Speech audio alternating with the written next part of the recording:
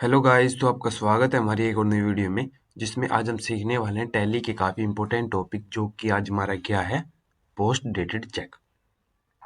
तो आज इस वीडियो में हम यही डिस्कस करेंगे कि पोस्ट डेटेड चेक हमारा होता क्या है, इसको हम टैली में कैसे एंटर करते हैं, इसका यूज़ क्यों कब होता है, और अभी हम इसको कैसे टैली में मैनेज भी करते हैं। तो पहले मैंने आपके लिए कुछ टैली का इंपॉर्टेंट टॉप टर्म भी तैयार किया है, जो मैं आपको आगे तक बताऊंगा, जो कि एक असाइनमेंट है। आप उसको देखकर भी अच्छे से समझ पाएंगे ये पोस्ट डेटेड चेक क्या होता है। तो मैं आपको एक बार थोड़े थ्योरिकल बता देता हूँ मेरी लैंग्वेज में कि पोस्ट डेटेड चेक को हम कैसे समझ सकते हैं। पोस्ट डेटेड चेक को हम ऐसे समझ सकते हैं कि आपने किसी से माल परचेज किया है, तो आपका वो क्रेडिटर बन जाता है। कोई भी बंदा है, मान लीजिए वो राम ट्रेडर्स नाम से कोई कंपनी है, अब आपको उसको 2 लाख की पेमेंट करनी है।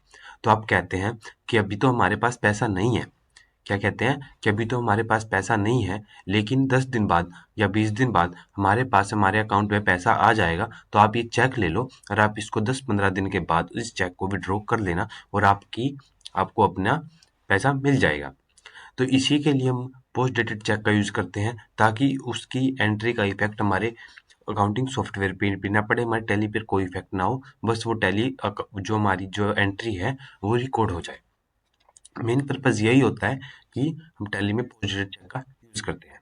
ठीक है, मैं आपको दोबारा रिपीट कर देता हूँ कि जब आपके पास फंड नहीं होता है, लेकिन आप कोई भी आपके क्रेडिटर को पैसा दे, आप कोई भी चेक इशू कर देते हैं और उस पर एक फिक्स डेट लिख देते हैं कि आप इस डेट पर ही इस चेक को विड्रॉ कर सकते हैं, तभी वो उसको विड्रॉ कर सकता है। तब हम किसका यूज़ करते हैं, पोस्ट डेटेड चेक टर्म का यूज़ करते हैं। ठीक है, तो मैंने थोड़ा आपको सिंपल वे में बताया है। अब हम एक बार नेक्स्ट टॉपिक पर चलते हैं, जो कि हमारा क्या है, हमारा असाइनमेंट जो मैंने आपके लिए तैयार किया था। तो मैं एक बार इनको आपको समझा देता हूँ कि क्या है हमारा पोस्ट डेटेड चेक, क्या है और इसके फीचर्स क्या है, कहाँ पर हम इसको यूज़ करते हैं। ठीक है, ये पोस्ट डेटेड चेक है, यहाँ पे मैं लिखा पोस्ट डेटेड चेक।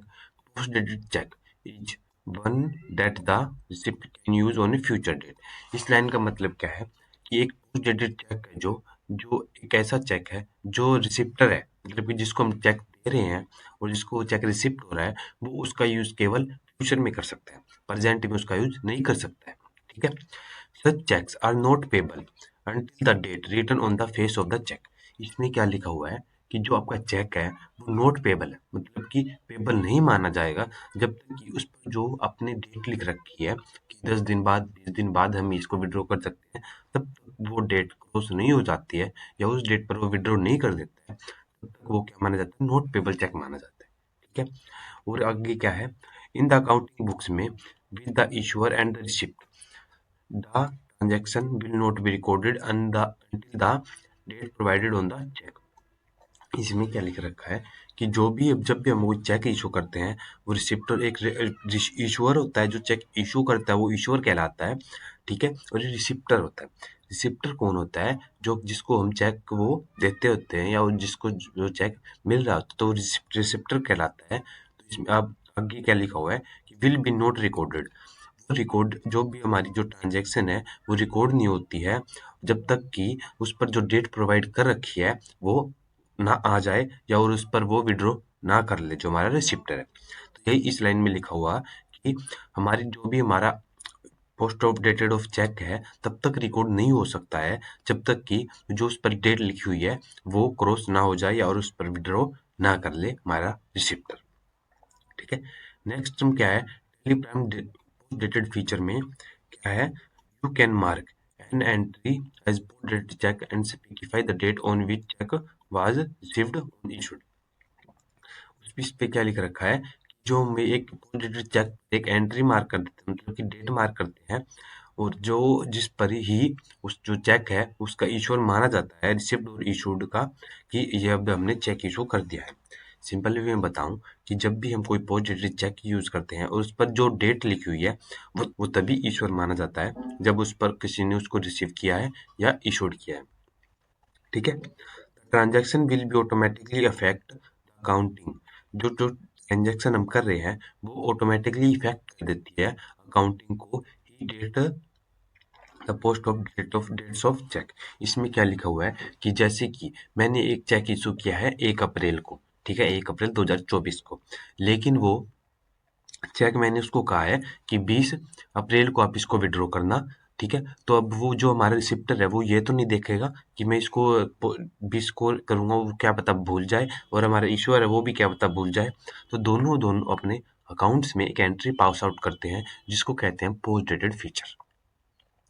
ये एंट्री हमारे अकाउंट्स पर कोई इफेक्ट नहीं डालती है, कोई भी इफेक्ट इसका हमारे एंट्रीज कोई भी नहीं होता है जब तक कि उसकी डेट ना जाए। तो मैंने अब क्या आपको क्या बताया था, 1 अप्रैल से 20 तक उसकी लिमिट थी। अब जैसे ये 20 आती है तो हमारे जो पोस्ट डेटेड चेक है ऑटोमेटिकली हमारे अकाउंट पर इफेक्ट हो जाएगा उसका, ठीक है। जो हमारे बैंक में पैसा जाएगा वो चला जाएगा, सब जो भी हमारे पास जो भी होना है वो सब हो जाएगा उस फिक्स डेट के बाद, ठीक है। तो अभी हमने डिस्कस किया कि पोस्ट डेटेड चेक क्या होता है और इसका हमारे टैली पर में यूज़ क्या होता है और ये कैसे हमारे अकाउंट्स को इफेक्ट करता है या नहीं करता है। तो इस अकाउंट्स को हमारा जब तक कि इसको हम विड्रॉ नहीं कर लेते हमारे चेक को, तब तक ये हमारे अकाउंट्स को कोई इफेक्ट नहीं करता है, और एक बार हम विड्रॉ करने के बाद ये हमारे अकाउंट्स पर लागू हो जाता है। तो चलते हैं हमारी भी हमारे पास टैली प्राइम पर। टैली प्राइम पर मैंने एक कंपनी ओपन कर रखी है जो हमारी सैनी स्वीट्स की है। मैं भी हमारी कंपनी को दूसरी ओपन कर देता हूँ जो हमारी टाटा स्टील है। तो इस कंपनी में आज हम काम करने वाले हैं। तो सोचिए, आपको अगर किसी से भी किसी को पेमेंट करनी है तो आपसे उससे माल परचेज करना होगा। तो माल परचेज करने के लिए पहले में एक परचेज की एंट्री पास आउट कर लेते हैं। F9 में चलते हैं। हम कहाँ पे चलेंगे, F9 में चलने के बाद यहाँ पर आपको एक सप्लायर इनवॉइस नंबर डालना है, ठीक है। सप्लायर इनवॉइस नंबर डालने से पहले मैं आपको बता देता हूँ कि मैं अभी कोई आइटम परचेज नहीं कर रहा हूँ, तो मैं इसको अभी अकाउंटिंग इनवॉइस में एंट्री कर रहा हूँ। तो आप भी अकाउंटिंग इनवॉइस में करें, एज वाउचर में कर सकते हैं, ठीक है। तो यहाँ पर आपको जो भी कोई इनवॉइस नंबर है मेरा 4 मैं ये डाल देता हूँ। 1 अप्रैल को मैं इसमें एक मैं इसमें डाल देता हूँ, 1/5 की एंट्री पास आउट करते हैं, ठीक है। यहाँ पर मैं एक बार 1/5 डाल देता हूँ। ये डालने के बाद आपको यहाँ पर एक क्रेडिटर बनाना है जिससे आप माल परचेज कर रहे हैं। तो आप क्या करेंगे, Alt C प्रेस करेंगे और यहाँ पर डाल देंगे सपना। ये डालने के बाद आपको इसमें किसमें डालना है, सन्दरी क्रेडिटर में आप इसको एंटर करेंगे। सॉरी, सन्दरी क्रेडिटर में एंटर करने के बाद आपको यहाँ पर कुछ नहीं करना है, कंट्रोल ए करेंगे और आपका अकाउंट जो आपका क्रिएटर है वो क्रिएट हो जाएगा। वो कुछ नहीं करना, आपको यहाँ पर कंट्रोल ए प्रेस करना है। ये डिटेल्स मैं आपको बता देता हूँ कब यूज़ की जाती है। ये रिसिप्ट डिटेल होती है जब आप अपने माल को भेज रहे होते हैं हमारे रिसिप्टर के पास, तब ये यूज़ की जाती है। लेकिन अभी हमारा कोई अभी हमने इसको डिस्कस कर भी रखा पहले वाली वीडियोज़ में, और आप उन वीडियोज़ को देखना चाहते हैं तो लिंक आपको डिस्क्रिप्शन में मिल जाएगा। अभी हम कंट्रोल ए करते हैं, एंटर प्रेस ना करते हुए। जैसे हम यहाँ पर एंटर काफ़ी टाइम में एंटर प्रेस करेंगे तो एक बार हम कंट्रोल ए प्रेस कर देते हैं और हमारा ऑटोमेटिकली सेव हो जाएगा। तो यहाँ पर अब आपको क्या करना है, एक परचेज का भी लेजर बनाना है। मेरे पास ऑटोमेटिकली एक लेजर बना हुआ है, तो मैं इसको ये भी एंटर कर देता हूँ। तो मैं इसमें मुझे इससे कितने लेने हैं, 1 लाख रुपए का अमाउंट मैंने लेना है इससे। मैं 1 लाख रुपए अमाउंट इसमें डालने के बाद इसमें न्यू रेफरेंस मांगता है, तो मैं इसको डाल देता हूँ।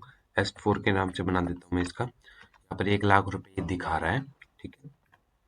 इसको हम एंटर प्रेस करेंगे। नरेशन आप जो भी आपका मन करे आप यहाँ पर डाल सकते हैं, ठीक है। मैं एंटर प्रेस करूँ, एंटर प्रेस करके इस एंट्री को सेव कर देता हूँ, ठीक है। ये तो हो गई हमारी, क्या हो गई, हमने इसको क्या किया, परचेज किए हमने। तो अभी हम इसको पेमेंट भी करेंगे। तो पेमेंट के लिए हम किस में जाएंगे, अल्ट F5 में जाएंगे। यहाँ पर आप किससे पेमेंट करेंगे, कोई भी चेक है, चेक किससे इशू होता है आप ये बताइए। कोई भी चेक हम कोई कैश में इशू नहीं करते हैं। चेक हमारा किससे कहाँ से रिलेटेड होता है, बैंक से। तो हम बैंक से पेमेंट करेंगे। बैंक से पेमेंट करने के लिए मैंने एक पंजाब नेशनल बैंक का क्या बना रखा है, एक लेजर बना रखा है। आप इसको एंटर कर सकते हैं, मैं आपको एक बार शो कर देता हूँ। पंजाब नेशनल बैंक है हमारा, किसके अंडर जाता है, बैंक अकाउंट के अंडर जाता है। और आप जो यहाँ पर भी इसको में जो भी डिटेल आपके पास है अभी आप इसमें फिल कर सकते हैं। अभी मेरे पास अभी कुछ अवेलेबल नहीं है, मैं आपको एग्जांपल के तौर पर आपको समझा रहा हूँ, तो आप इसको अभी छोड़ भी सकते हैं। तो अभी एंटर प्रेस करता हूँ, एंटर प्रेस करता हूँ, इसको सेव करता हूँ, ठीक है। अब मैं किसको पेमेंट कर रहा हूँ, सपना को। सपना को कितनी पेमेंट कर रहा हूँ, 1 लाख की पेमेंट कर रहा हूँ। तो यहाँ पर ये अगेंस्ट रेफरेंस में ये भी यहाँ पर भी आ जाता है कि फ़ोन से बिल की पेमेंट कर रहे हैं S4 की। तो यहाँ पर एंटर प्रेस करते हैं, एंटर प्रेस करते हैं। अब आप यहाँ पर देखेंगे कि बैंक अकाउंट में आपके 1 लाख रुपए जो है रेड शो कर रहा है। मतलब कि आपके 1 लाख रुपए माइनस में जा रहे हैं।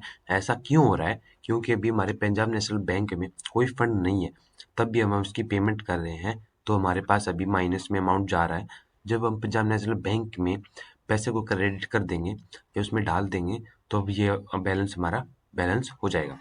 ठीक है? तो जब एंटर प्रेस करते हैं, अभी हम एक बार क्या करते हैं, एंटर प्रेस करने के बाद आपको यहाँ पर एक पोस्ट डेटेड चेक का ऑप्शन दिखाई दे रहा है, जिसकी कंट्रोल की आपको क्या दिखाई दे रही है, 2 बार आपको नीचे इस पर शो हो रहे हैं।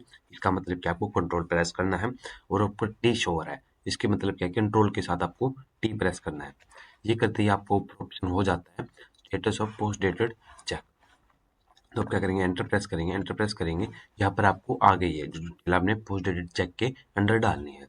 तो आपको इसमें अब क्या करना है, यहाँ पर एंटर प्रेस करना है, आपको यहाँ पर अमाउंट शो हो जाएगा कि आप कितने का चेक इशू कर रहे हैं। अभी आपको इंस्टेंट नंबर होता है, जो भी आप कोई चेक इशू करते हैं तो 6 डिजिट का एक जितने भी नंबर्स का एक आपके पास नंबर होता है, वो आप उसमें एंटर कर देंगे तो आपके पास बन जाएगा इंस्टेंट नंबर। अब आप यहाँ पे क्या कर रहे हैं, मैं 1 मई को इसको वो कर रहा हूँ, पेमेंट कर रहा हूँ। कब कब से कब तक कर रहा हूँ, मैं इसको कर देता हूँ 20 दिन की पेमेंट की, 20 दिन बाद ही इसको विड्रॉ कर सकता है। तो मैं इसको एंटर कर देता हूँ अभी 20, ये डालने के बाद ये आपकी ऑटोमेटिकली डेट उठा लेगा। आपको क्या करना है, एंटर प्रेस करना है, और आपकी पोस्ट डेटेड की जो एंट्री है वो कंप्लीट हो चुकी है। बस यही टॉपिक था इसमें सिंपल सा, कि पोस्ट डेटेड चेक को हम कैसे यूज़ करते हैं, उसका मतलब होता है। एंटर प्रेस करते हैं, उसको सेव करते हैं। आपको एक बार डे बुक में लेके चलता हूँ। यहाँ पर आपको डे बुक में आने के बाद